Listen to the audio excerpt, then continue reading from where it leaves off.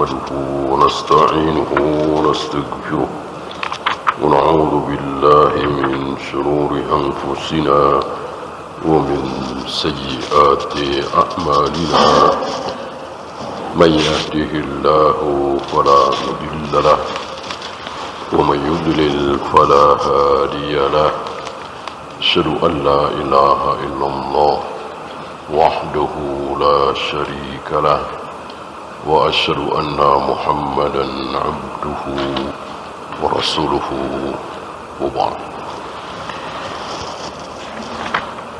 Terakhir tentang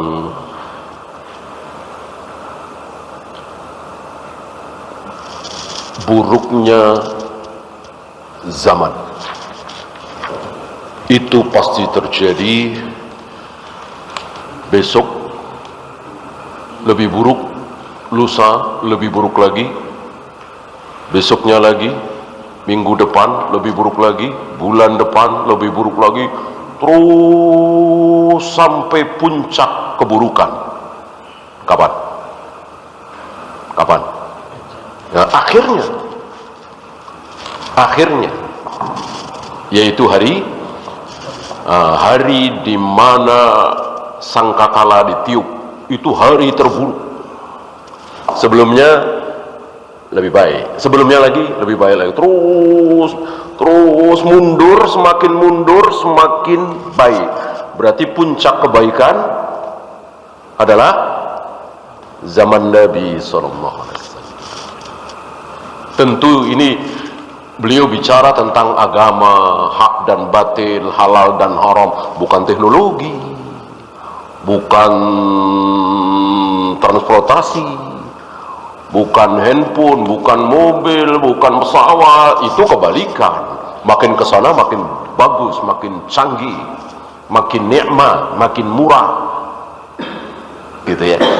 Ini bicara tentang halal haram, tentang hak dan batil, tentang pahala dan dosa, tentang akidah, tentang manhaj, tentang fikih, tentang sholat, tentang saum, tentang syariat Islam, tentang agama. Pasti lebih buruk, lebih buruk, lebih buruk, lebih buruk, lebih buruk, terus sampai puncak keburukan adalah ketika sahibus sur meniup sangkakala. Dikatakan sebagai syirarun nas, seburuk-buruk manusia di muka bumi. Mereka itu yang mendengar tiupan sangkakala itu seburuk-buruk manusia. Seperti apa? Seperti keledai liar, dikatakan. Saking buruknya. Ya, saya kira itu sudah kita bahas ya. Sekarang lanjut 93 atau hadis ke-7 dari bab bersegera melakukan amal baik. Saya bacakan, an Abi Hurairah radhiyallahu anhu anna Rasulullah sallallahu alaihi wasallam qala badiru bil a'mal, bersegeralah kalian melakukan amal. Sab'an, tujuh amal. Hal tantadiruna illa, apa 7 amal ini? 7 keadaan yang beliau maksud. Tapi karena sebelum datangnya 7 keadaan, kalian harus beramal. Apa yang pertama? Faqran munsiyan, kefakiran. Fakir lebih dari miskin. Banyak dari kita mungkin hari ini hidup dalam keadaan miskin, tapi mungkin sedikit yang fakir. Fakir itu betul-betul nggak punya apa-apa. Mungkin saudara-saudara kita di Gaza, di Palestina, ya kan, air nggak ada, makanan nggak ada, listrik apalagi, ya, boro-boro mikir motor, mobil, makan saja bingung. Itulah fakir. Nah, kita tidak tahu. Walaupun hari ini kita seorang manajer mungkin, direktur mungkin, bahkan direktur utama, kita tidak tahu rahasia takdir bahwa kita akan kedatangan fakir. Ya, saudara-saudara kita di Gaza kan mungkin 5 tahun yang lalu belum nyangka, 7 tahun yang lalu belum menyangka kalau akan hidup nggak ada makanan, nggak ada air, nggak ada listrik, Nah, sekarang kejadian. Ya. Nah, ini munsian bisa membuat lupa bahwa dengan fakir banyak yang sadar mohon ampun kepada Allah, betul. Tapi ada yang lalu lupa. Dan di negeri kita banyak, mungkin antum punya teman, saudara, kenalan, ya, karena saking fakirnya lalu ke dukun, saking fakirnya lalu nyuri, saking fakirnya lalu berbohong, ya, nyupet dan seterusnya. Ini sering kejadian. Nah, ini yang Nabi nggak mau, dan Nabi tidak merasa aman. Maka beliau pernah berdoa, Allahumma inni a'udzubika minal kufri wal faqri. Ya Allah, aku mohon perlindungan kepada Engkau ya Allah dari kekafiran dan kefakiran. Ini yang sahih.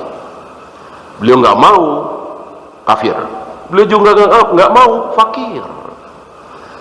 Beliau miskin pernah, mungkin ia pernah ke dalam boikot 3 tahun, beliau seperti itu, ya. Tapi jangan sampai lalu terlupakan seperti sebagian saudara-saudara kita tadi. Itu yang sahih, ya.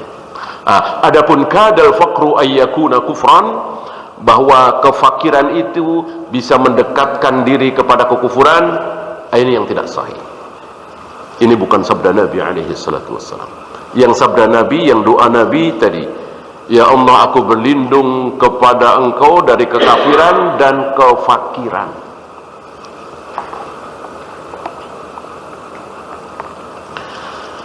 Yang kedua, sebaliknya, ghina, kaya raya, ya. Beliau juga nggak mau, ya. Kalau beliau mau, insya Allah Nabi Sulaiman kalah, Fir'aun kalah, Daud kalah, Buhtanasir kalah. Dan kalau sekarang siapa? Ya, yang kaya raya, insya Allah kalah oleh beliau. Orang datang ke beliau, datang sendiri itu, kunci-kunci perbendaharaan dunia, ya, diusir oleh beliau. Beliau nggak mau, terlalu fakir luar biasa sehingga nggak bisa makan, nggak bisa minum. Tentu ini berpengaruh di sholat, di saum, di ibadah. Beliau nggak mau. Sebaliknya terlalu kaya luar biasa, beliau nggak mau. Maka disebutkan gini, ginan mudghiyan, kaya yang bisa bikin durhaka. Ya, banyak contoh. Kayaannya luar biasa, lihat, istri 4 nggak cukup, padahal harus cukup kan. Sementara siapa wanita yang nggak mau sama dia, secantik apapun, semuda apapun, mau, ya. Tadinya nggak mau nih, mau Ferrari nggak? Ya siapa yang nggak kelepok-kelepok, ya kan? Umur baru 20 tahun, 21 tahun, siapa yang nggak mau? Ya, sementara istrinya udah 4. Maka gimana caranya supaya dicerai? Ya intinya begitulah, karena saking kayanya. Beliau tidak mau seperti ini, menghabiskan waktu untuk foya-foya, hura-hura. Kalau orang kafir ya kita tahu sendirilah, ya. Orang kafir nggak ada halal, nggak ada haram, semuanya boleh. Yang ketiga, maradon mufsidan, sakit yang bisa merusak. Coba aja kalau antum sakit, ya kan, rukuknya rusak, mestinya lurus, agak naik dikit, ini kan rusak, salah. Sujudnya rusak, mestinya sujud nyium tanah, dia cuma nunduk dikit karena sakit. Tulang lehernya misalnya, tulang punggungnya misalnya, sakit itu bisa merusak ketaatan kita ibadah. Nabi pun tidak mau, memohon diri. Beliau menasihati kepada kita, akan terjadi itu. Nah, sebelum itu terjadi, hal tandiruna, yang kalian tunggukan itu, sebelum itu terjadi, maka rukuklah dengan benar, sujudlah dengan benar, tawaflah dengan benar, wudulah dengan benar, dan seterusnya. Karena insya Allah akan datang satu masa di mana kita akan sujud dan tidak benar. ruku tidak sempurna, tawaf tidak sempurna, dan seterusnya. Ya. Kemudian au haraman mufnidan, haram, bukan haram ya, haram, tua renta, mungkin 75 tahun, mungkin 80 tahun, mungkin 90 tahun. Ini mufnidan, yang bikin lelah. Ya, ambil contoh, nggak usah jauh-jauh, Anas bin Malik. Anas bin Malik luar biasa kan, 100 tahun lebih atau sekitar 100 tahun nggak bisa puasa, nggak bisa puasa, ya. Maka beberapa tahun, beberapa Ramadan terakhir beliau, entah berapa kali Ramadan, udah nggak sanggup puasa. Maka setiap datang satu Ramadan atau 2 Ramadan, beliau mengundang 30 fakir miskin untuk diberi makan serid.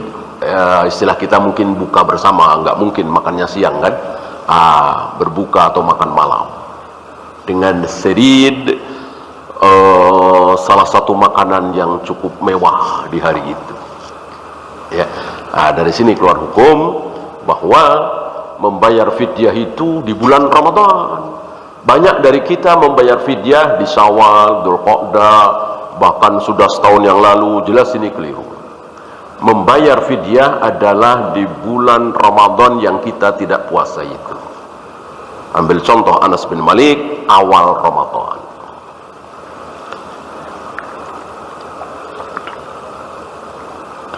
Belajar apa lagi, mengajar apa lagi, jihad apa lagi, ya.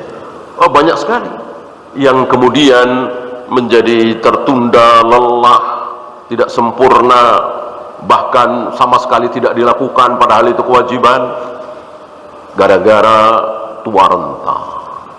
Nah, sekarang kan itu belum sampai ke kita kan. Alhamdulillah setua-tua kita belum 70, ya. Artinya masih bisa kita sholat dengan benar, saum dengan baik dan benar sesuai sunnah Nabi. Nah, jangan sampai kita sudah tua, umur 85 tahun baru berniat mau baik, berniat mau sholat yang benar, saum. Jangan sampai, ya. Kalau toh akhirnya seperti itu, ya nggak apa-apa, itu dari Allah kan, nggak dosa. Tapi jangan sampai kita nyesel. Kenapa dulu waktu sehat aku nggak sholat? Kenapa dulu waktu belum tua renta aku nggak puasa? Aku nggak ngaji dan seterusnya. Dan penyesalan itu sudah tidak ada gunanya kan? Sudah lewat kan? Walaupun bisa memohon ampun kepada Allah karena masih hidup. Au mautan mujahizan. Nah, ini dia. Ini udah nggak bisa ngapa-ngapain lagi, mati. Dan mati itu sudah dipersiapkan oleh Allah. Jadi antum jangan salah sangka, karena kecelakaan, karena kena jantung, serangan jantung, kena kanker, kena gula, dikeroyok orang. Enggak. Seolah Allah nggak mempersiapkan kematian, ya. Lagi jalan-jalan ketabrak mobil, ya udah mati. Kalau nggak ketabrak nggak mati, kata siapa? Allah sudah persiapkan, ya. Maka ketabrak mobil, dikeroyok orang, kanker, gula, nggak penting itu. Intinya detik itu, menit itu, hari itu dia mati. Nggak mungkin maju, nggak mungkin mundur. Maka itu semua cuma asbab saja. Jadi lihat aja hadisnya kan, bikat bi ajalihi. Allah telah tulis ajalnya. Nabi nggak bilang Allah telah tulis sakitnya atau kecelakaannya, habis itu mati. Enggak. Matinya dulu yang ditulis. Walaupun tentu sakit dulu baru mati, kecelakaan dulu baru mati, dikeroyok orang dulu baru mati. Tetapi yang ditulis dulu oleh Allah adalah matinya. Matinya. Barangkali malaikat penulis itu nggak serinci itu. Artinya pokoknya 7 Agustus mati, pokoknya 5 Syawal mati. Asbabnya apa? Mungkin belum ditulis. Karena ya nggak begitu penting lah. Intinya 5 Syawal dia pasti mati. Nggak mungkin 6 Syawal, nggak mungkin 4 Syawal. Ya. Nah ini mautan mujahizah. Mati yang sudah dipersiapkan. Mati yang sudah direncanakan. Bukan kankernya yang direncanakan. Bukan sakit gulanya, bukan tabrakannya, tapi matinya.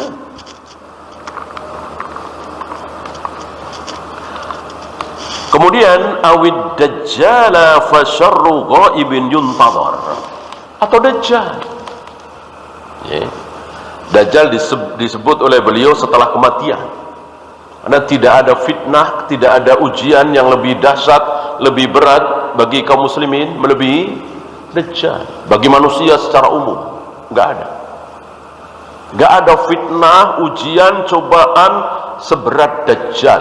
Dari mulai Adam dan Hawa diturunkan di muka bumi sampai akhir zaman, fitnah terbesar, ujian terberat adalah Dajjal. Bayangkan yusbihu mu'minan wa yumsi kafiran. Pagi hari orang masih beriman, kafir, sorenya begitu ketemu Dajjal kafir. Wa yumsi mu'minan wa yusbihu kafiran. Sore hari, malam hari masih beriman, begitu besoknya pagi hari ketemu Dajjal kafir, nyembah Dajjal. Gak bisa menahan diri. Terpesona dengan kehebatan, kedahsyatan Dajjal, dan mengakui kalau Dajjal betul-betul Tuhan dan disembah. Tidak ada satupun Nabi Rasul yang tidak berbicara tentang Dajjal. Tidak ada. Dari Adam, Nuh, Ibrahim, Ismail, Ishaq, Yaqub sampai Muhammad alaihi wassalatu wassalam, semuanya pernah berbicara tentang Dajjal. Hanya aku yang paling lengkap, kata Nabi. Sampai rambutnya keriting, badannya gempal, matanya buta sebelah. Bukan matanya satu, keliru, matanya dua, yang sebelah cacat buta, seperti anggur kering. Ada tulisan kafir di dahinya, bisa dibaca oleh siapapun yang beriman, mau dia bisa baca tulis atau buta huruf. Ya, Arab tentunya, kan tulisannya kafaro, bukan KFR, bukan kafaro, ya, Arab, ya. Banyak dari kita yang tidak tahu tulisan Arab, tapi kalau dia beriman melihat Dajjal itu tahu, ada tulisan kafar. Kalau nggak beriman, ya nggak tahu. Walaupun mungkin dia fasih bahasa Arab, faham tulisan Arab, kalau nggak beriman dia nggak bisa baca, nggak tahu, nggak ngeh, istilah kita ya. Yang terakhir hari kiamat. Yang terakhir hari kiamat. Adha wa amar. Ini yang paling dahsyat, yang paling pahit, murah. Tidak ada, belum pernah ada kejadian sedahsyat hari kiamat. Mungkin kita belum pernah dengar dari tsunami Aceh, meletusnya Krakatau, gempa Jogja, dan seterusnya. Ada seorang ibu yang menyusui bayinya karena tsunami, karena gempa, karena gunung Krakatau meletus. Dilepaskan itu bayinya, lari sendiri. Sepertinya belum kita dengar. Ya. Adapun hari kiamat pasti. Ya. Pada hari itu wanita yang sedang menyusui melepaskan bayinya. Ya. Yauma tudhillu murdi'a kullu murdi'atin amma arda'at. Siapa dia? Siapapun dia. Ya. Saking dahsyatnya. Ini 7 yang disabdakan oleh Nabi alaihi salatu wassalam, berjilid-jilid kitab ditulis oleh para ulama untuk menulis yang 7 ini, tentang kematian, tentang Dajjal, tentang hari kiamat, tentang sakit, dan seterusnya. Ya. Rawahu Tirmidzi wa qala haditsun hasan. Imam Nawawi mengatakan hadis ini diriwayatkan oleh Al-Imam Tirmidzi dan derajatnya hasan. Akan tetapi Syekh Salim bin Eid Al-Hilali mungkin satu di antara sekian murid Syekh Albani yang masih hidup hari ini mengatakan dhaifun jiddan. Hadis ini dhaif sekali, dhaifun jiddan. Tapi karena isinya didukung oleh hadis-hadis lain yang banyak sekali, insya Allah banyak hadis-hadis membahas tentang bagaimana haram, bagaimana marad, bagaimana fakir, bagaimana dajjal, bagaimana hari kiamat, maka beliau menurunkan fawaid dari hadis ini. Artinya secara isi tidak batil, secara isi hak, walaupun sanadnya beliau mengatakan dhaifun jiddan. Ini kita terlepas dari perselisihan antara beliau dengan Imam Nawawi. Imam Nawawi mengatakan hasan, Syekh Salim mengatakan dhaifun jiddan. Tetapi beliau tetap menurunkan fawaid. Di antaranya al-ikhbaru 'anid dajjal wa huwa min amaratis sa'ah. Bahwa munculnya dajjal itu pertanda dekatnya hari kiamat. Lebih dekat dari sekarang. Sekarang lebih dekat dari zaman Nabi. Walaupun zaman Nabi mengatakan begini, ya, antara aku diutus dengan hari kiamat hakaza, seperti ini, kan dekat. Telunjuk dengan jari tengah kan dekat. Beliau mengisyaratkan telunjuk dengan jari tengah. Baina ana bu'itsu wa sa'ah hakaza. Jarak antara aku diutus dengan hari kiamat seperti ini. Mungkin kita bertanya, lah dekat kok nggak kiamat-kiamat? Ya tentu perbandingan, ya, perbandingan dengan Adam sampai beliau. Seandainya dari zaman Nabi Adam sampai hari kiamat taruhlah 100, mungkin zaman Nabi Adam sampai ke beliau itu 95 mungkin, atau 96, atau 97, atau bahkan 99. Intinya nggak ada apa-apanya jarak antara beliau sampai hari kiamat dibanding jarak dari beliau sampai ke Adam. Bukan dekat sekali antara beliau dengan hari kiamat berarti tinggal 100-200 tahun, ya tidak. Sekarang sudah 1400 tahun. Dajjal belum ada, Ya'juj Ma'juj belum muncul, Nabi Isa belum turun, Dabatul Ard belum ada, matahari belum terbit dari barat, dan seterusnya. Yang 10 itu kan belum kejadian. Tentu kita tidak mungkin menolak sabda Nabi, menghina sabda Nabi. Katanya dekat, ini sudah 1400 tahun yang lalu, belum ada tanda-tanda.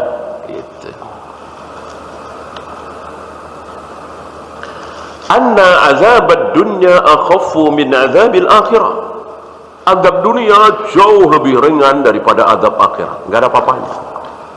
Azab dunia itu enggak ada apa-apanya, ya.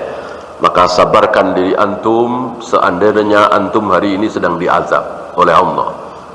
Sedang diuji, dicoba, mungkin miskin, mungkin terlilit hutang, mungkin sakit gula, sakit paru, sakit TBC, sakit kanker, enggak ada apa-apanya. Alal insani ayyubadira ilal a'malis salihati qabla danwil mawani' minha. Wajib bagi manusia kita semua untuk bersegera melakukan kebaikan-kebaikan, salat, baca Al-Quran, saum, dan seterusnya sebelum muncul mawani', sebelum kita nggak bisa sholat lagi dengan sempurna, nggak bisa saum lagi, apalagi antum kelebihan harta, jangan sampai antum bangkrut, nggak kaya lagi, taruhlah pensiun, lalu nyesel. Padahal dulu kalau saya sumbang pesantren yatim piatu sebulan 3 juta aja, saya sanggup, ya. Pemasukan 15 juta, 20 juta, ya kecil lah segitu. Tapi kenapa saya nggak lakukan? Begitu sudah pensiun, sudah bangkrut perniagaannya dan seterusnya, baru nyesel, baru ingat.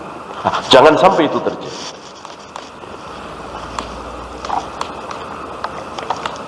Kalau sebaliknya kan enak, walaupun saya sudah pensiun, nggak punya uang, saya sudah bangkrut, saya sudah nggak kaya lagi, alhamdulillah. Ya, sudah bangun masjid, gitu. Sudah bangun pesantren, sudah menyantuni fakir miskin. Ada rasa bersyukur, bukan penyesalan, dan bukan kebanggaan. Sekali lagi, tidak untuk dicerita-ceritakan, kecuali orang lain yang menceritakan, terutama ketika kita sudah mati, ya.